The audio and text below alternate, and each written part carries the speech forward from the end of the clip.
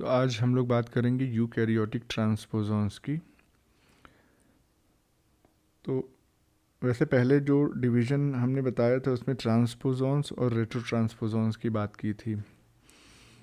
अब यूकैरियोट की स्पेसिफिकली अगर हम बात करें तो जो ट्रांसपोज़ॉन्स होते हैं वो यूबिक्विटस इन डिस्ट्रीब्यूशन होते हैं। इसका मतलब क्या हो गया? यूबिक्विटस इन यूकैरियोट्स, इसका मतलब ऑलमोस्ट सभी यूकैरियोट्स में ट्रांसपोज़ॉन्स पाए जाएंगे। लेकिन ये जो ट्रांसपोज़ॉन्स होते हैं, ये टोटल जो ट्रांसपोजेबल एलिमेंट्स पाए जाते हैं यूकैरियोट्स में उसका सिर्फ बहुत ही एक छोटा हिस्सा बनाते हैं, अबाउट 2% से लेस देन 2%। मतलब इसको हम ऐसे कह सकते हैं, less than 2% of transposable elements in eukaryotes. Transposable elements को हमने दो टाइप्स में डिवाइड किया था, ट्रांसपोज़ॉन्स और रेट्रो ट्रांसपोज़ॉन्स। ये जो ट्रांसपोज़ॉन्स यूकैरियोट्स में पाए जाते हैं, they are similar to bacterial IS elements. तो बैक्टीरिया में जैसे आईएस एलिमेंट्स हमने बताया था उससे सिमिलर होते हैं, यानी कि इन्वर्टेड रिपीट्स, डायरेक्ट रिपीट्स और ट्रांसपोजेज एंजाइम को कोड करने वाली जीन, ये इनमें भी मौजूद होगी। रेट्रो ट्रांसपोज़ॉन्स की अगर हम बात करें तो रेट्रो ट्रांसपोज़ॉन्स जो हैं they are abundant in eukaryotes.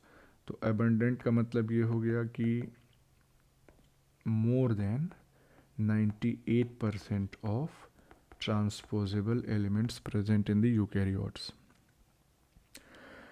इसमें एक बहुत अच्छा एग्जाम्पल हमारे पास है यूकैरियोटिक ट्रांसपोज़ॉन का, that is P element.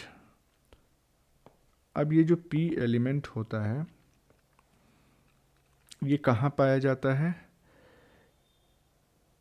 It is पहली बात तो ये कि एक ट्रांसपोजेबल एलिमेंट है, ट्रांसपोज़ॉन है, it is present in Drosophila और बहुत ही स्टडीड ट्रांसपोज़ॉन है ये। बेसिकली अब यहाँ पे ट्रांसपोज़ॉन कहें या पी एलिमेंट कहें या एलिमेंट कहें सिंपली, तो कोई दिक्कत वाली बात नहीं है। अगर इसके साइज़ की बात करें तो 2907 बेस पेयर लॉन्ग होता है और इसमें जो इन्वर्टेड रिपीट्स होते हैं, IR से यहाँ पे हम डिनोट कर रहे हैं, इन्वर्टेड रिपीट्स वो 31 बेस पेयर के होते हैं and they are present at each end. वो तो हमने स्ट्रक्चर देखा ही था, प्रेजेंट एट ईच एंड। तो हर एक एंड पे 31 बेस पेयर के इन्वर्टेड रिपीट्स प्रेजेंट होते हैं। और इस ट्रांसपोजेबल एलिमेंट में ट्रांसपोजेज एंजाइम के लिए जीन भी मौजूद होती है। इतनी चीज़ें इसमें हो गई। एक बात और ध्यान रखनी है कि चूंकि ये ट्रांसपोज़ॉन्स हैं तो इसका मतलब कि इनमें RNA इंटरमीडिएट के थ्रू इनका जो ट्रांसपोजिशन है वो नहीं होगा, चूँकि ट्रांसपोज़ॉन है।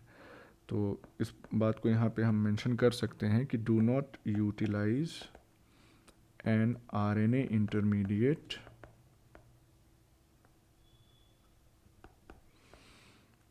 During transposition.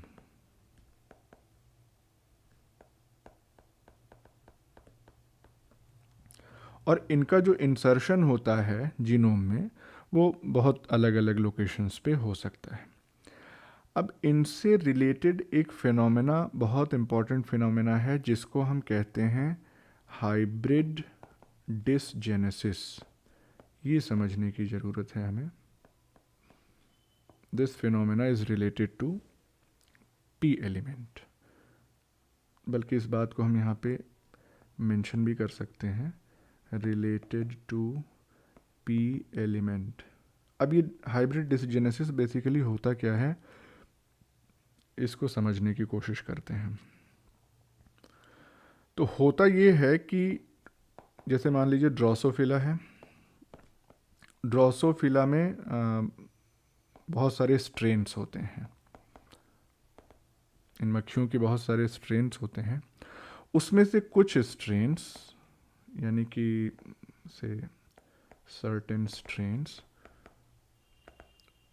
वो आपस में इंटरब्रीड आसानी से नहीं कर पाते हैं, या इंटरब्रीड अगर करेंगे तो जो ऑफस्प्रिंग होगी वो फर्टाइल नहीं होती है, स्टेराइल ऑफस्प्रिंग प्रोड्यूस करते हैं। तो सर्टेन स्ट्रेन्स, इनमें क्या दिक्कत है, डिफ़िकल्टीज इन इंटरब्रीडिंग। तो इंटरब्रीडिंग में डिफ़िकल्टी, इंटरब्रीडिंग में डिफ़िकल्टी का मतलब ये हो गया कि जो ऑफस्प्रिंग है वो फुल पोटेंशियल वाली नहीं है, पूरी तरह से नॉर्मल नहीं, बस और क्या, इंटरब्रीड तो कर ही जाएंगे, मतलब ये है उसका। तो ऐसे स्ट्रेन में तो मान लीजिए कि जैसे यहाँ पे बहुत सारे सिस्टम हैं, तो उस सिस्टम के हिसाब से अगर हम एग्ज़ाम्पल लेके चलें तो वो ज़्यादा अच्छा होगा। से फॉर एग्ज़ाम्पल एक पी स्ट्रेन है और एक एम स्ट्रेन है। अगर ये दोनों आपस में इंटरब्रीड करते हैं तो जो प्रोजेनी निकल के आई यहाँ पे, वो प्रोजेनी कई केसेस में क्या शो करती है, दिस प्रोजेनी डिस्प्लेज डिसजेनिक ट्रेट्स, यानी कि प्रॉपर जनरेशन नहीं हुआ, कुछ डिसफंक्शनैलिटी हो गई। डिसजेनिक ट्रेट्स कह रहे हैं हम इसको। डिसजेनिक ट्रेट्स में कौन कौन से ट्रेट्स शामिल हैं, जैसे कि म्यूटेशंस ज़्यादा अपीयर होंगे, इसके अलावा क्रोमोसोमल एबेरेशंस, इसके अलावा डिस्टॉर्टेड सेग्रीगेशन, किसका, क्रोमोसोम का distorted segregation at meiosis, meiosis में प्रॉपर सेग्रीगेट नहीं कर पाएंगे, और ऑफ कोर्स स्टेरिलिटी। तो ये कुछ डिसजेनिक ट्रेट्स होते हैं जो सर्टेन स्पेसिफिक स्ट्रेन के जो ड्रोसोफिला है वो आपस में अगर इंटरब्रीड करें तो इसी फिनोमेना को हम क्या कहते हैं, this is called as hybrid dysgenesis. Hybridization हो रहा है और जो ऑफस्प्रिंग आ रही है उसमें कुछ ये फंक्शनल डिसजेनेसिस जो हमने यहाँ पे 4 आपको बताए ये अपीयर होते हैं। तो हाइब्रिड डिसजेनेसिस के लिए ऐसा नहीं कि सिर्फ एक ही स्ट्रेन या एक ही सिस्टम है, बहुत सारे सिस्टम्स हैं which are responsible for this hybrid dysgenesis. तो इसको हम लिख सकते हैं several systems are responsible for hybrid dysgenesis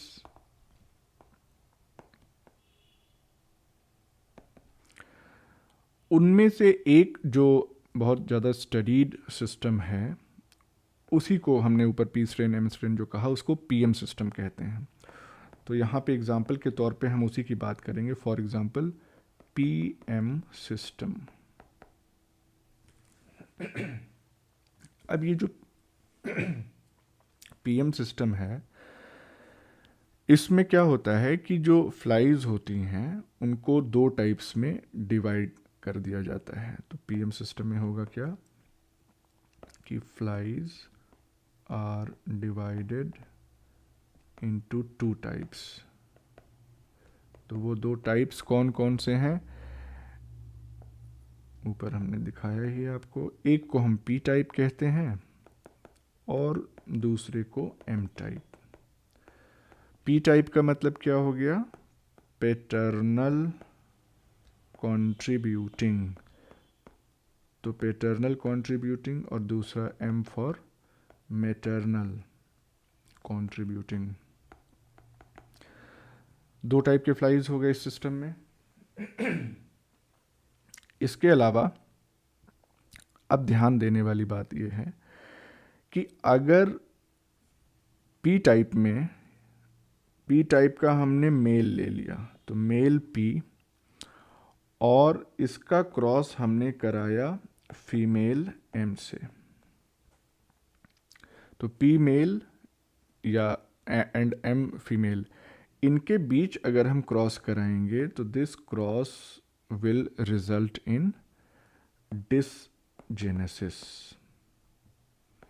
लेकिन अगर इसी का ऑपोजिट क्रॉस कराएंगे, ऑपोजिट क्रॉस का मतलब ये हो गया कि फीमेल हमने ले लिया पी और मेल ले लिया एम, तो यहाँ पे जो क्रॉस ये बनेगा, यहाँ पे चीज़ें नॉर्मल होंगी, यानी जो प्रोजेनी आएगी उसकी हम बात कर रहे हैं। अब डिसजेनेसिस जहाँ पे होता है, यानी कि जब हमने मेल पी लिया और फीमेल एम लिया, तो यहाँ पे जो डिसजेनेसिस हो रहा है उसमें बेसिकली होता क्या है, किस में हो रहा है ये, ऑफ कोर्स F1 हाइब्रिड है, इसी में हो रही है डिसजेनेसिस। तो इसमें सोमैटिक टिश्यूज जो होते हैं वो तो नॉर्मल होते हैं, तो ऐसे कह सकते हैं कि they have normal somatic tissues.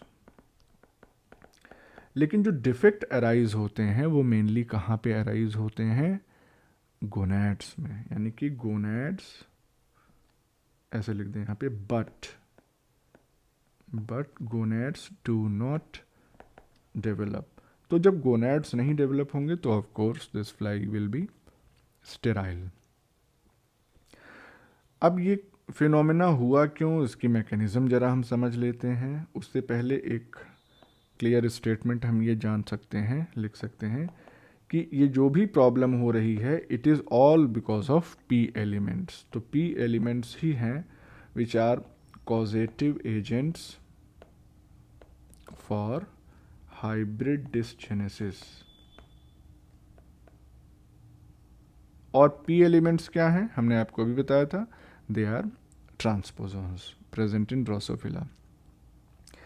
कारण क्या है, ऐसा क्या होता है, तो होता ये है बेसिकली कि जो पी स्ट्रेन है, इस पी स्ट्रेन में जो पी एलिमेंट्स होते हैं उसकी बहुत सारी कॉपी होती है, यानी कि it contains 30 to 40 copies of P elements, यानी कि इन ट्रांसपोजॉन्स की 30 से 40 कॉपी पी वाले स्ट्रेन में मौजूद होती है।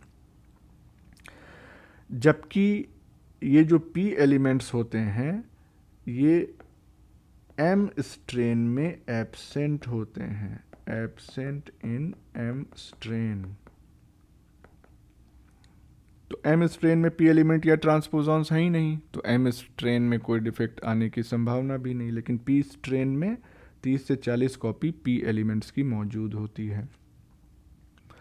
तो जब ये क्रॉस हमने जो ऊपर दिखाया उसमें क्रॉस कराया जाता है, मेल पी जो है वो फीमेल एम से क्रॉस कराया जाता है उसका, तो होता क्या है कि पी एलिमेंट जो इसके पास मौजूद है, पी स्ट्रेन के पास, वो एक्टिवेट हो जाता है, उसमें ट्रांसपोजिशन होने लगती है। और इस ट्रांसपोजिशन की वजह से, पी एलिमेंट के ट्रांसपोजिशन से कई सारी जीन्स जो है वो इनएक्टिवेट हो जाती हैं, क्योंकि वो अलग अलग जीन में जाके इंसर्ट हो जाता है। ये 30 से 40 जो कॉपी यहाँ पे हमने देखी पी एलिमेंट की, कभी किसी जीन में कभी किसी जीन में, और इसी की वजह से हमको डिसजेनेसिस वाली फिनोमेना देखने के लिए मिलती है। थोड़ा सा और अगर इसको एलाबोरेट करें और समझने की कोशिश करें तो होता ये है कि पी स्ट्रेन में जो पी एलिमेंट्स मौजूद होते हैं वो पैसिवली पड़े रहते हैं, शुरू में पैसिवली रिसाइड। और ऐसा क्यों होता है, क्यों पैसिवली पड़े रहते हैं, it is due to expression of repressor proteins. और ये रिप्रेसर प्रोटीन्स बेसिकली किस चीज़ को रिप्रेस करते हैं, repressor proteins are repressor of transposition, यानी कि ट्रांसपोजिशन को अलाउ नहीं करती हैं। तो ट्रांसपोजिशन जब नहीं होगा तो ये जो पी एलिमेंट्स हैं ये पैसिवली पड़े रहेंगे इन द जीनोम। ये रिप्रेसर जो हैं, या इन रिप्रेसर प्रोटीन्स की हम बात करें तो ये मैटरनली इनहेरिट होते हैं एग साइटोप्लाज्म में। ये भी ध्यान रखने वाली बात है। These repressor proteins they are maternally inherited in the egg cytoplasm. तो एग के साइटोप्लाज्म के साथ ये चले जाते हैं आगे। लेकिन अगर एम फीमेल की हम बात करें, ध्यान से, एम फीमेल, इसकी अगर हम बात करें तो यहाँ पे no repressor protein, no repressor protein. क्यों? क्योंकि एम स्ट्रेन में पी एलिमेंट्स होते ही नहीं हैं। पी एलिमेंट्स नहीं होते हैं तो उनको रिप्रेस करने वाली प्रोटीन की ज़रूरत ही नहीं है।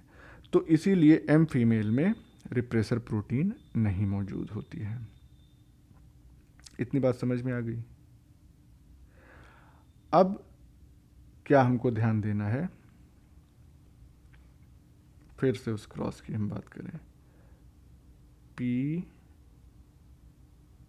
Mail into M female, P strain का मेल और एम स्ट्रेन का फीमेल ले लिया। अब यहाँ पे होता ये है कि अगर ये पी स्ट्रेन है तो इसमें पी हमने मेल लिया है, एम हमने फीमेल ली है। तो एम फीमेल इसमें क्या है, नो रिप्रेसर। यहाँ पे रिप्रेसर है नहीं कोई। एग जो है वो, इसमें कोई रिप्रेसर प्रोटीन नहीं है। मेल में जाहिर सी बात है कि चलो स्पर्म ही इस तरह से बना देते हैं हम। ये स्पर्म जो है इसमें पी एलिमेंट्स मौजूद हैं, इट कंटेन्स पी एलिमेंट्स। अब जब ये आपस में इस तरीके से फ्यूज करेंगे तो इसका मतलब कि अब जो भी यहाँ पे जाइगोट बना, इस जाइगोट में इसके